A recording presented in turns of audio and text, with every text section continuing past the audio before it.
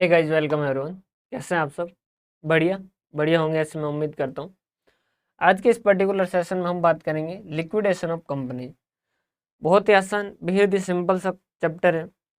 Company जब winding up होती है, कंपनी जब खत्म करता है, अपने बिजनेस को बंद करती है, तो उस केस के अंदर किस तरीके से अकाउंटिंग होगी। देखिए, यहाँ अकाउंटिंग कम है, यहाँ पैसे का बंटवारा जाता है। सर मतलब कंपनी खत्म हो रही है, क्लियर है, पैसा आ रहा है, सारे के सारे क्रेडिटर है जो कहेंगे पहले मुझे दो, पहले मुझे दो, क्योंकि सबको पता है कि कंपनी डूबत खाता हो चुकी है। अब जितना मिले उतना बढ़िया, भागते भूत की लंगोटी अच्छी। तो हर कोई जो है वो चाहेगा कि पहले मुझे दो। अब इक्विटी शेयर होल्डर चाहते हैं कि पहले वो उन्हें मिले, प्रेफरेंस शेयर होल्डर चाहते हो पहले उन्हें मिले, क्रेडिटर चाहते हैं पहले उन्हें मिले, सरकार चाहती है कि उसके टैक्स का पैसा पहले मिल जाए। ऐसा ना हो कि लास्ट में एसेट खत्म हो जाए और पैसा रियलाइज ना हो। तो इस प्रॉब्लम को सॉल्व करने के लिए पहले तो आप देखेंगे स्टेटमेंट ऑफ अफेयर, कि जो पैसा आएगा उसको किस किस तरीके से आप डिस्ट्रीब्यूट करेंगे, क्लियर, और पैसा किस तरीके से आएगा। इसके बाद में जब कंपनी वाइंडिंग अप होती है या लिक्विडेशन होता है, तो उस केस के अंदर क्या होता है, वाइंडिंग अप की डेफिनेशन में लिक्विडेशन इंक्लूड है। तो जब कंपनी जो है वो वाइंडिंग अप होती है या लिक्विडेशन में जाती है, तो वहाँ पर क्या किया जाता है। अब ऐसा ना हो कि कंपनी के डायरेक्टर जो है वो सारे के सारे एसेट जो अपने घर पे लेके चले जाए, और कंपनी के अल्टीमेटली क्रेडिटर और जो क्रेडिटर है और जो शेयर होल्डर है वो सारे के सारे देखते रह जाए। तो ऐसी सिचुएशन में क्या किया जाता है, उनसे एक रिपोर्ट बनवाई जाती है बोर्ड ऑफ डायरेक्टर से, कि भाई साहब आप एक रिपोर्ट बना के दीजिए कंपनी के पास क्या क्या एसेट है। और वो रिपोर्ट जो है वो कोर्ट फिर क्या करते हैं, लिक्विडेटर को अपॉइंट करता है। लिक्विडेटर भी कहते हैं, रिसीवर भी कहते हैं, उसे अपॉइंट करता है। जो क्या होता है, एक अलग से पर्सन होता है, अलग से फॉर्म होती है, जो क्या करती है, कंपनी की उन एसेट को सेल करती है, वहाँ से पैसा कलेक्ट करती है, और जिन जिन को जैसे जैसे पैसा देना है वैसे वैसे उनको पैसा देती है, और लास्ट में जो बच जाता है वो इक्विटी शेयर होल्डर को बांट देती है। समझ पा रहे हैं बात? क्लियर है? तो यहाँ पर एक अकाउंट देखेंगे लिक्विडेटर्स फाइनल स्टेटमेंट, कि लिक्विडेटर अपना फाइनल स्टेटमेंट जो किस तरीके से बनाएगा। फिर उसके बाद में थोड़ा बहुत थ्योरी का पार्ट है, बाकी दो छोटे छोटे कॉन्सेप्ट हैं जो अपने को देखने हैं, डेफिशिएंसी अकाउंट का और कॉन्ट्रीब्यूटरीज का। क्लियर है? बहुत आसान सा चैप्टर है, आप बहुत आसानी से समझ पाएंगे। सबसे पहले तो अपन बात करते हैं स्टेटमेंट ऑफ अफेयर्स। ये क्या है, इसमें हम क्या करते हैं, अलग अलग लिस्ट बनाते हैं, अलग अलग लिस्ट बनाते हैं। पहली लिस्ट जो है वो क्या है, asset not specifically placed. Placed मतलब गिरवे, मतलब वो एसेट की लिस्ट जो कहीं पे प्लेस नहीं है, मतलब जिनके कागज जो हमारे पास ही पड़े हैं। जैसे ये चार एसेट हो गई, ए बी सी डी, इनसे कितना कितना पैसा आने वाला है वो लिखो। क्लियर है? ये लिखा, ये इनका टोटल आया।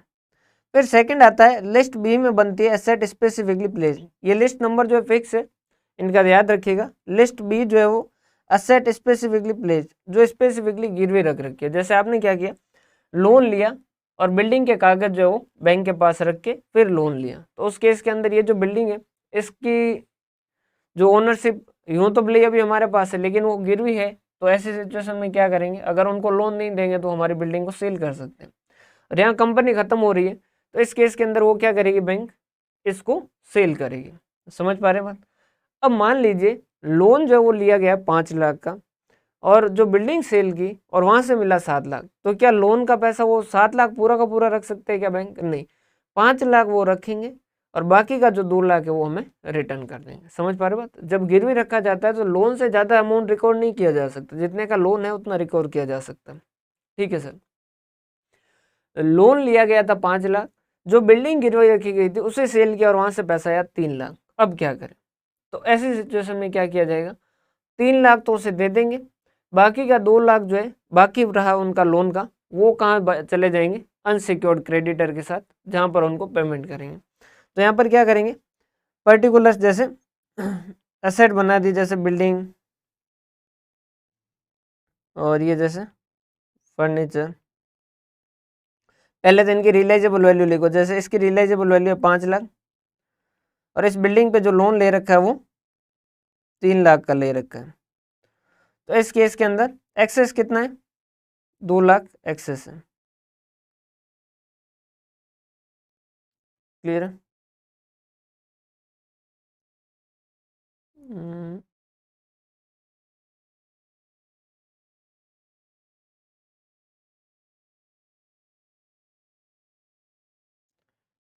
शॉर्टफॉल एक्सेस आगे लिख देते ताकि आपको आसानी से समझ आए। ऐसा कोई रूल नहीं है, इसमें से किसी को कहीं भी लिख सकते हैं। तो आपका एक्सेस कितना हुआ? 2 लाख। समझ पा रहे बात कि भाई 5 लाख रियलाइज होंगे, जिसमें से 3 लाख की उनकी लाइबिलिटी, तो 3 लाख उनको दे दिया, बाकी बचे 2 लाख। तो ये 2 लाख एक्सेस है। जो ये अमाउंट एक्सेस वाला अमाउंट होगा वो कहाँ चला जाएगा? यहाँ बाहर आ जाएगा। क्लियर? फर्नीचर मान लीजिए उसकी रियलाइजेबल वैल्यू जो है वो कितनी है?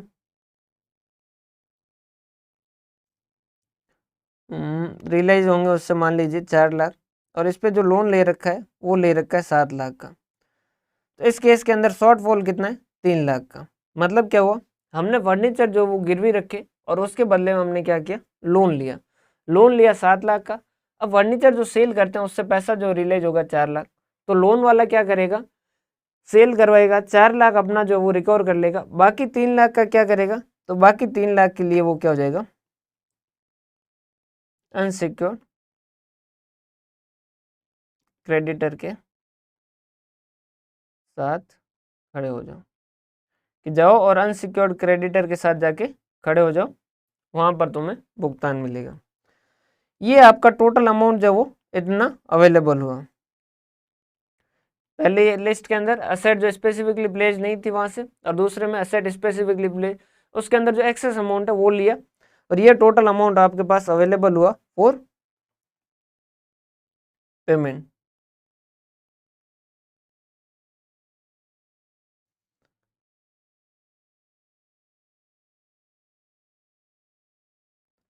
अब ये अमाउंट लेके आप पेमेंट के लिए जाओगे। अब यहाँ से ध्यान समझिएगा, अब आती है लिस्ट सी। सबसे पहले आप किसको पेमेंट करोगे?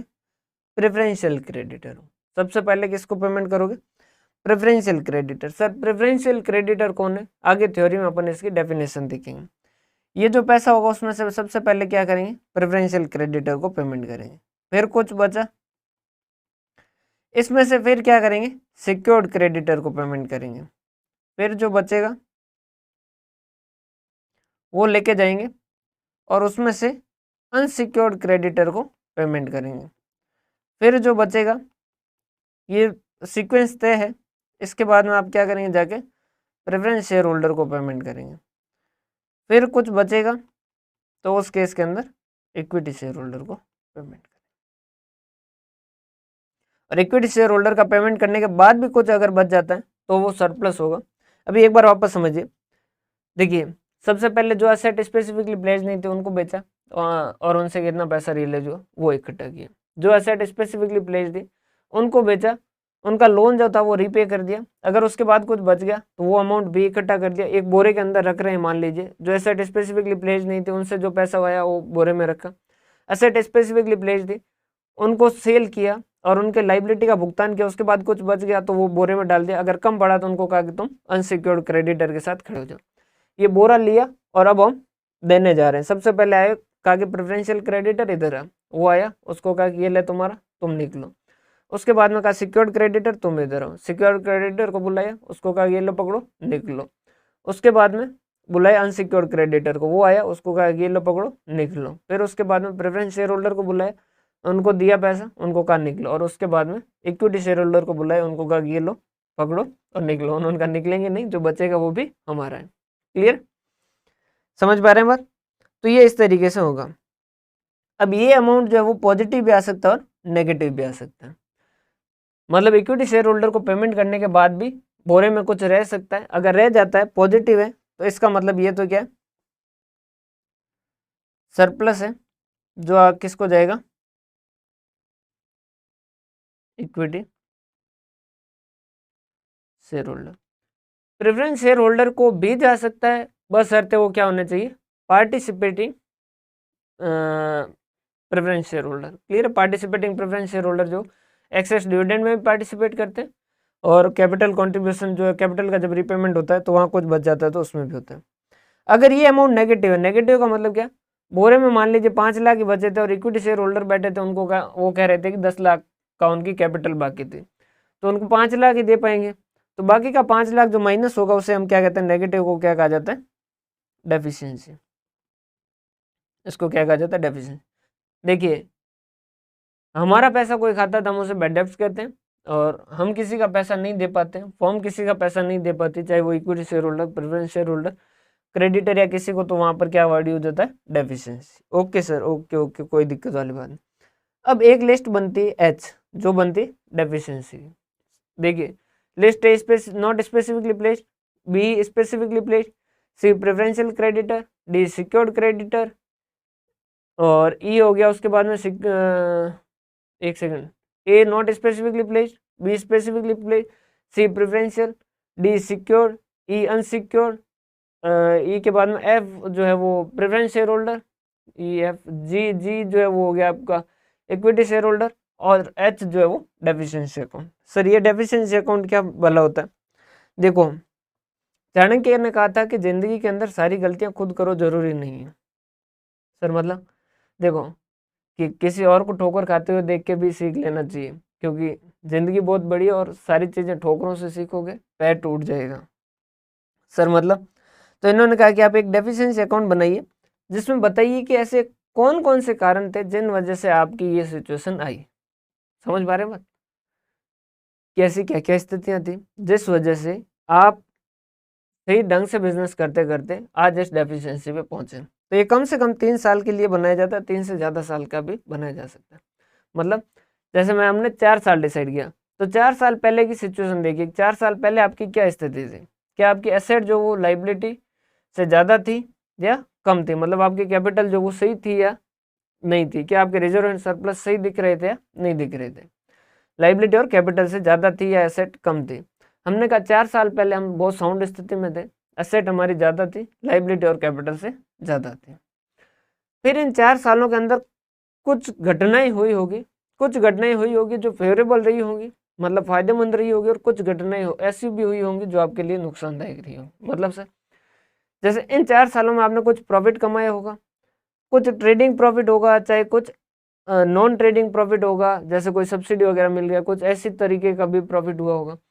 तो कुछ घटनाएं जिन्होंने आपके क्या किए, सरप्लस को बढ़ाया, हमने कहा ठीक है, और कुछ घटनाएं ऐसी है जिन्होंने आपकी डेफिशिएंसी को बढ़ाया। हमने कहा जैसे कि ट्रेडिंग लॉस हो गया, मान लीजिए किसी साल नॉन ट्रेडिंग लॉस हो गया, किसी साल आपने बोनस शेयर इश्यू कर दिया। सर बोनस शेयर में आपने कहा था कि ऐसा कुछ भी लॉस नहीं होता, लॉस की बात नहीं, हम यहाँ पर बात कर रहे हैं भाई अल्टीमेटली रिजर्व एंड सरप्लस जो था वहां से तो पैसा जो वो जा रहा है कैपिटल के अंदर, तो रिजर्व एंड सरप्लस तो कम हो रहे हैं। समझ पा रहे हैं बात? यहाँ पर हम बात कर रहे हैं रिजर्व एंड सरप्लस जो वो सही स्थिति में थे वहां से हम खराब स्थिति में क्यों है। तो एक अकाउंट बनाया जाता है डेफिशिएंसी अकाउंट। ये किस तरीके से बनता है, देखो asset in excess of liability और कैपिटल। एसेट अगर 4 साल पहले थी किससे, लाइबिलिटी और कैपिटल से ज़्यादा थी, तो वो लीजिए, और उसके अंदर ये फेवरेबल सिचुएशन, एसेट ज़्यादा है हमारे पास लाइबिलिटी और कैपिटल से, मतलब रिजर्व सही है। समझ पा रहे बात? उसके अंदर इवेंट कॉन्ट्रीब्यूटिंग सरप्लस ऐड कीजिए, हो सकता है आपने ट्रेडिंग प्रॉफिट लिया हो सकता है नॉन ट्रेडिंग प्रॉफिट लिया हो, एसेट की जो बुक के अंदर वैल्यू लिखी थी उससे ज़्यादा रियलाइज हुआ, मतलब फायदा हो गया, और settlement of liability below book value, book के अंदर लिखा था क्रेडिटर 1 लाख का, जबकि वो 80,000 में मान गए, तो यहाँ भी हमें फायदा हुआ।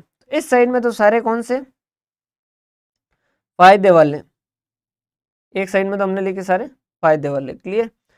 फिर इस साइड में लिखो सारे नुकसान वाले, लाल देखो, लाल मतलब नुकसान। इन 4 या 3 सालों में जितने का बना रहे हो, इन 4 या 3 सालों में जो जो नुकसान हुए उनको इकट्ठा कीजिए। सबसे पहले तो क्या लाइबिलिटी और कैपिटल आपकी ज़्यादा थी, 4 साल पहले भी एसेट्स है, हमने कहा तो उसको लिखो। उसके बाद में इन 4 सालों में जो ट्रेडिंग लॉस या नॉन ट्रेडिंग लॉस या पेमेंट ऑफ डिविडेंड, देखिए डिविडेंड पेमेंट करने से क्या होगा सर, डिविडेंड पेमेंट करने से रिजर्व एंड सरप्लस कम होगा, मतलब आपकी कंपनी के अंदर जो रिटेन प्रॉफिट है, रिटेन अर्निंग है, वो कम होगी। डेफिशिएंसी का मतलब यही है कि कंपनी के पास रिटेन अर्निंग कम है ताकि वो पे नहीं कर पा रही है। समझ पा रहे हैं बात? अब समझिएगा, डिविडेंड का पेमेंट करते हैं, एंट्री क्या करते हैं, एंट्री करते हैं reserve and surplus account debit to propose dividend to bank, तो रिजर्व एंड सरप्लस हो गया। बोनस शेयर, बोनस शेयर के अंदर क्या करते हैं, reserve and surplus to bonus share for, जिनके लिए भी फिर bonus share to equity share capital करते हैं। और लाइबिलिटी को अगर आपने क्या कर दिया, जो बुक वैल्यू थी उससे ज्यादा दिया तो नुकसान होगा। 1 लाख की थी 1,30 में सेटल हुआ, या फिर रियलाइजेशन एक्सपेंस एक इसमें कम लिख दिया। चलो अभी लिख देते, चलो चलो चलो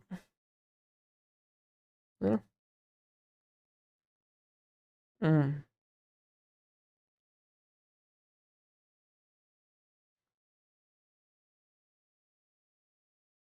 हम्म,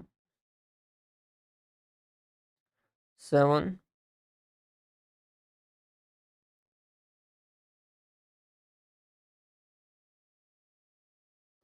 शॉर्ट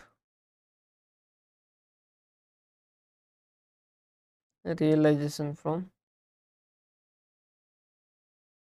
असेट, असेट से जो बुक वैल्यू में लिखा है उससे कम रियलाइज हुआ तो वो भी यहाँ आ जाएगा। क्लियर है भैया?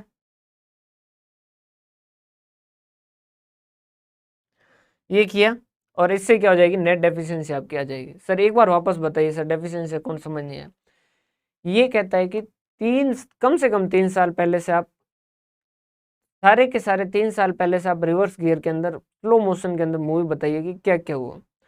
तो 3 साल पहले हम या तो 3 साल पहले भी अच्छी स्थिति में नहीं थे, या 3 साल पहले हम बहुत बढ़िया स्थिति में थे। सर मतलब या तो हो सकता है 3 साल पहले हमारी जो थी वो असेट और लाइबिलिटी, सॉरी लाइबिलिटी और कैपिटल जो वो असेट से ज्यादा थी, मतलब हम खराब स्थिति में थे, या फिर 3 साल पहले हमारी असेट ज्यादा थी, लाइबिलिटी और कैपिटल कम थी।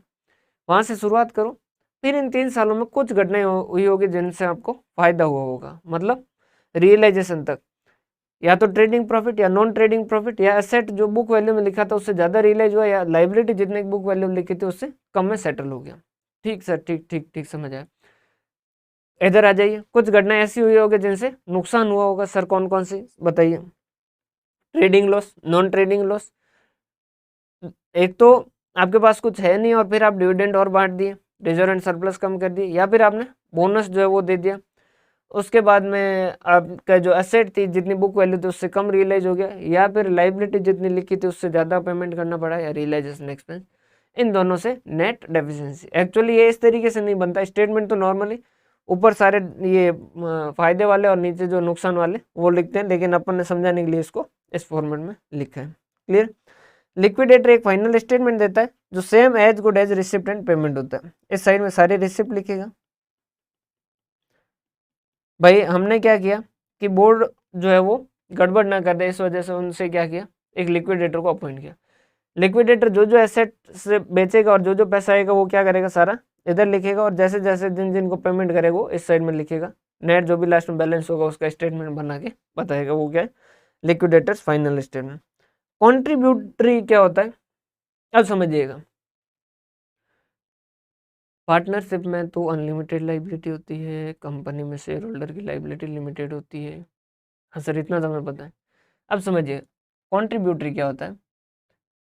कंपनी अगर लिक्विडेशन में जाए तो उस केस के अंदर हम शेयर होल्डर से कितना पैसा मंगवा सकते हैं? सर हम शेयर होल्डर से उनका जो, जैसे उनकी जितने की वैल्यू है उसमें से अनकॉल्ड अमाउंट जो वो मंगवा सकते हैं। मतलब 10 रुपए का शेयर है, 7 रुपए मंगवाए जा चुके हैं तो 3 रुपए मंगवाए जा सकते हैं, इससे ज़्यादा नहीं मंगवाए जा सकते। क्लियर है?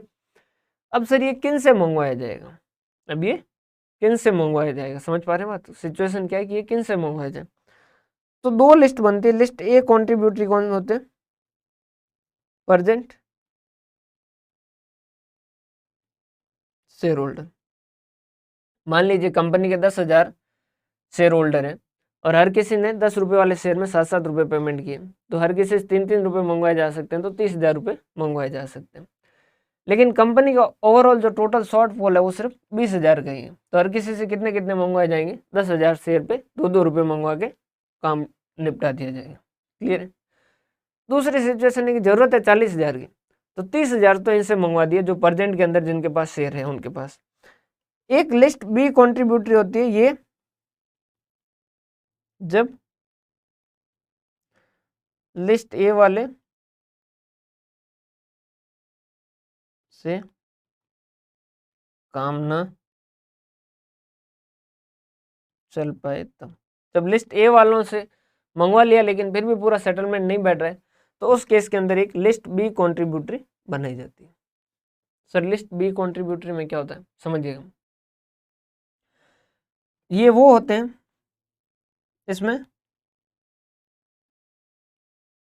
वो शेयर होल्डर जिन्होंने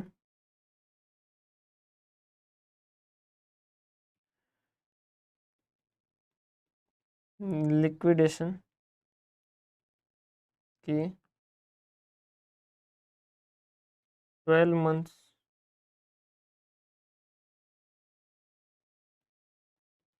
पहले वाले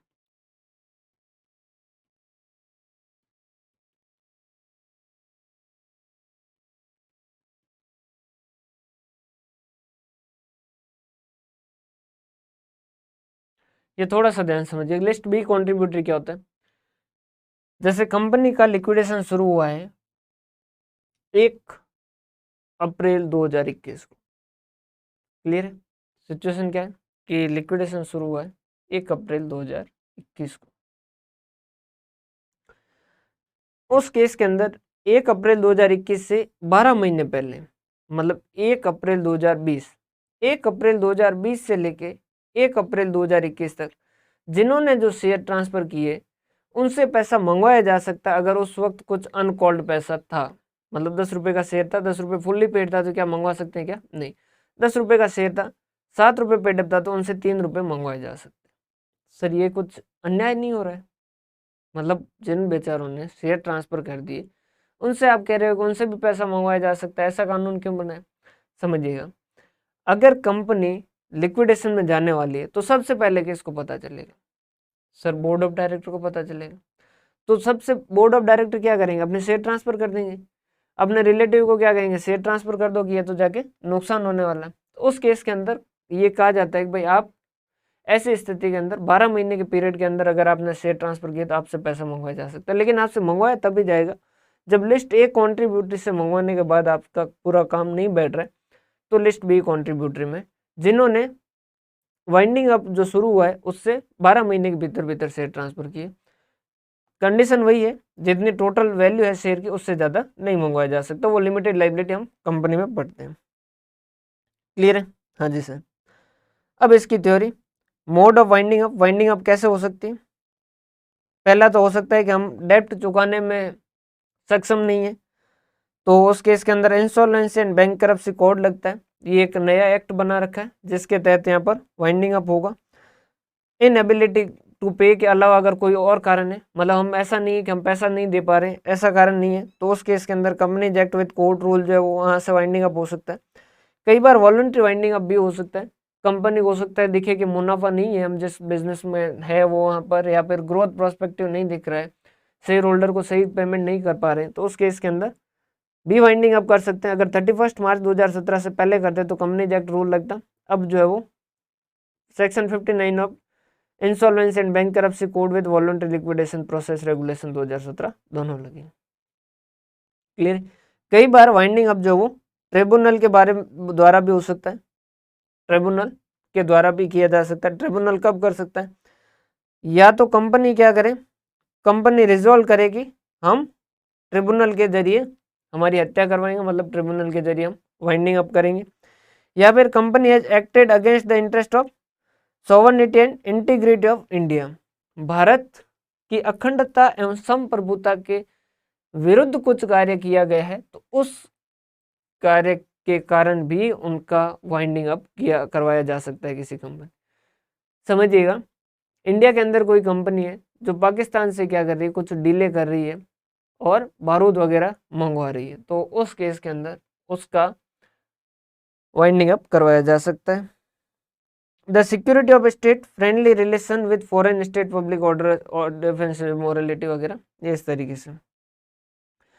The registrar or any person authorized by the central government by notification under the act can make an application to tribunal। Registrar कौन होता है, जब कंपनी जब भी रजिस्टर होती है तो उसका डॉक्यूमेंट जिसके पास जाता है रजिस्ट्रार, या तो वो या सेंट्रल गवर्नमेंट किसी और आदमी को अपॉइंट करे तो वो भी ट्रिब्यूनल के पास जाके कह सकता है कि हे ट्रिब्यूनल, हे देवता, हे प्रभु, इस कंपनी का काम तमाम कर दिया जाए और इसका वाइंडिंग अप करवाया जाए। The tribunal is opinion that the affair of the company has been conducted in fraudulent manner और company was formed for fraudulent and unlawful purpose and person concerned in the formation and management of its affair has been guilty of fraud में बोला ऐसा नहीं कि registrar ने कहते से या तो आज ट्रिब्यूनल जो है वो कहेगा बंद कर दो, नहीं। फिर ट्रिब्यूनल सेटिस्फाई हो कि हाँ कंपनी जो है वो फ्रॉड कर रही है। फ्रॉड जनता के साथ हो सकता है, फ्रॉड शेयर होल्डर के साथ हो सकता है, या फ्रॉड के पर्पज से बनाई गई, या उसको बनाने वाले जो है वो फ्रॉड करने वाले हैं उस केस के अंदर, या फिर कंपनी ने डिफॉल्ट किया है filing with registrar financial statement और annual report immediately proceeding 5 consecutive financial year. जो 5 साल से रजिस्ट्रार के पास ना तो अपने फाइनेंशियल स्टेटमेंट जमा करवा रहे हैं ना एनुअल रिटर्न जमा करवा रहे हैं। हर कंपनी को क्या करना होता है, एनुअल रिटर्न और फाइनेंशियल स्टेटमेंट जो वो रजिस्ट्रार के पास जमा करवाना होता है। अगर कोई कंपनी कंटिन्यूसली 5 सालों से ये नहीं कर रही है तो उस केस के अंदर उसका भी काम तमाम करवाया जा सकता है। The tribunal is opinion that the it is the just and equitable. वो कह रहे हैं कि देखो ये यहाँ पर कह के पूरी आज़ादी दे दी, या फिर ट्रिब्यूनल को लगता है कि ये सही कारण है कि इसको खत्म ही कर दो। समझ पा रहे हो कि इसको इस बल्ला को रखने से कोई मतलब नहीं है, जस्ट एंड इक्विटेबल लगता है तो उस केस के अंदर भी खत्म करवाया जा सकता है। सेक्शन 294 ए के अंदर डेफिनेशन दे रखी है वाइंडिंग अप। वाइंडिंग अप के अंदर वाइंडिंग अप कंपनीज एक्ट के अंदर है वो भी होता है, और लिक्विडेशन अगर होता है तो वो भी वाइंडिंग अप के डेफिनेशन में कवर है। ट्रिब्यूनल के पास वाइंडिंग अप की एप्लीकेशन कौन लगा सकता है, कंपनी लगा सकती है, कॉन्ट्रीब्यूटरी लगा सकते हैं। कॉन्ट्रीब्यूटरी कौन है वो मैं बता चुका हूँ, रजिस्ट्रार लगा चुका है, any person registered by the central government on his behalf और affairs of the company has been conducted in fraudulent manner, तो सेंट्रल गवर्नमेंट और स्टेट गवर्नमेंट। अब ये दो सेक्शन जो है वो समझिएगा। एक होता है over riding preferential payment, section 326। ये क्या कहता है, देखिए एक सारा का केस अगर आपको पता हो, सारा का केस पता हो तो उस केस के अंदर क्या हुआ, अब एम्प्लॉय जो है उनकी सैलरी बाकी है और कंपनी खत्म हो गई। कंपनी मान सारा चल रही है, वो पेमेंट भी कर रही है, मैं एक एग्जांपल के लिए बता रहा हूँ। मान लीजिए सारा जो है वो कल को बिजनेस बंद कर देती है, उसके एम्प्लॉय की सैलरी कई सालों से बाकी है, सैलरी वाकई कई सालों से बाकी कंपनी चल रही, तो उस केस के अंदर अब वो एम्प्लॉय बेचारे कहाँ जाए, सिक्योर्ड वाले ले लिए, जिन्होंने एसेट प्लेस कर रखी है वो ले लिए, उन्होंने एसेट बेच कर ले लिए, फिर अनसिक्योर्ड वालों ने ले लिए, प्रेफरेंस शेयर होल्डर ने ले लिए, इक्विटी शेयर होल्डर ने ले लिए। ये जो है एम्प्लॉय बेचारे इनका तो कहीं नाम ही नहीं आया। समझ पा रहे हैं बात, क्लियर? तो क्या उनके साथ नाइंसाफी है या नहीं? अब चलो बड़े लेवल का कोई है वो तो फिर भी जुगाड़ कर लेगा, छोटे लेवल का कोई है उसके साथ अगर ऐसा हो तो फिर समझिएगा जिसका आटा दाल पानी उसी से चल रहा है उस कंपनी से, और वो कंपनी उसकी सैलरी खा के कंपनी बंद हो जाए तो बताइए क्या स्थितियाँ रहेगी? क्या उनकी सुरक्षा जरूरी है या नहीं? सर जरूरी है। तो उन्होंने कहा over riding preferential payment section 326 बनाया। उन्होंने कहा कि in the winding up of company under this following डेब्ट should be paid priority to all other डेब्ट, कि सारे भुगतान करने से पहले इनका भुगतान किया जाएगा। सर सारे भुगतान मतलब यहाँ तक कि एसेट स्पेसिफिकली प्लेस्ड है ना उनसे भी पहले। सर उनसे पहले मतलब उनके साथ साथ। देखिए वर्कमैन का ड्यूज, वर्कमैन जो वो उन्होंने अलग से डिफाइन कर रखा है। वर्कमैन का ड्यूज है where a secured creditor has a realise secured asset so much that डेब्ट due to such secured creditor as could not be realise by him और the amount of the workman portion in his security is payable under the law whichever is less pre-pass with the workman dues। Sir कुछ भी समझ नहीं आया क्या कहना चाह रहा है। देखिए वो कह रहे हैं अगर मान लीजिए कोई एसेट है जिसकी रियलाइजेबल वैल्यू जो है वो 5 लाख है और इसको जिसने प्लेस कर रखा है उसकी लाइबिलिटी जो है वो 8 लाख की, और वर्कमैन ड्यूज जो है वो 2 लाख का।